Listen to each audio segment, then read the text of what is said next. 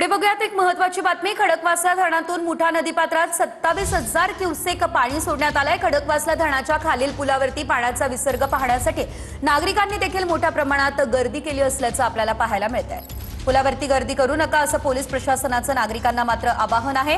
खडकवासला धरणातून मोठा विसर्ग सुरू झालाय। या संदर्भात अपडेट आमचे प्रतिनिधी लक्ष्मण जाधव यांच्याकडून घेऊयात। लक्ष्मण, आपण पाहू शकतो या ठिकाणी आता खडकवासला धरणातून पाण्याचा विसर्ग जो आहे तो मोठ्या प्रमाणात सुरू करण्यात आलेला आहे। मात्र पर्यटकांना या ठिकाणी बंदी घालण्यात आलेली आहे। काय अपडेट?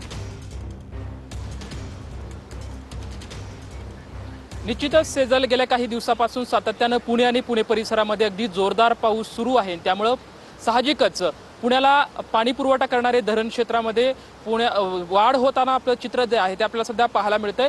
सध्या मी खडकवासला जे धरण आहे त्या धरणाच्या अगदी ज्या ठिकाणाहून पाणी विसर्ग केलं जातं त्या ठिकाणी आहे आणि त्या ठिकाणचा जो खालचा पूल आहे त्याच्यावरती पर्यटकांनी हा मोठा जो विसर्ग आहे जवळपास 27,000 क्युसेक वेगानं मुठा नदी पात्रात हे पाणी सोडण्यात आलेलं आहे आणि हा विसर्ग पाहण्यासाठी नागरिकांनी मोठी गर्दी या पुलावरती करण्यात आलेली आहे। मात्र आता धोकादायक पातळी या ठिकाणी असल्यामुळे पोलीस प्रशासनाकडून सातत्यानं सांगण्यात येतंय की कुणीही पुलावरती गर्दी करू नका। त्यामुळे सातत्यानं पोलीस प्रशासन आवाहन करते नागरिकांना की पुलावरती थांबू नका, तुम्ही पुढे जा, कारण की एक मोठा विसर्ग जो आहे तो सध्या मुठा नदी पात्रात होत असताना चित्र सध्या आपल्याला या ठिकाणी पाहायला मिळतंय। अनेक नागरिक सध्या या पुलावरती येऊन थांबल्यात, लहान मुलं असतील, तरुण असतील, त्याचबरोबर ते ज्येष्ठ नागरिक सुद्धा या ठिकाणी पुलावरती येऊन हे विहंगम दृश्य पाहण्यासाठी या ठिकाणी मोठी गर्दी केल्याचं चित्र या ठिकाणी आपल्याला पाहायला मिळतंय। मात्र सध्या आपण बघू शकतो की मुठा नदीमध्ये मोठा प्रवाह हा आहे, पाण्याचा तो विसर्ग जो आहे तो सध्या सुरू आहे। जवळपास 27,000 क्युसेक वेगानं पाणी सुरू असल्यामुळे पुण्यातला भिडे पूल सुद्धा पाण्याखाली गेलेला आहे। मात्र अद्यापही पाऊस जर वाढला तर पुन्हा आणखी विसर्ग जो आहे तो मुठा नदी पात्रामध्ये सोडण्यात येऊ शकतो।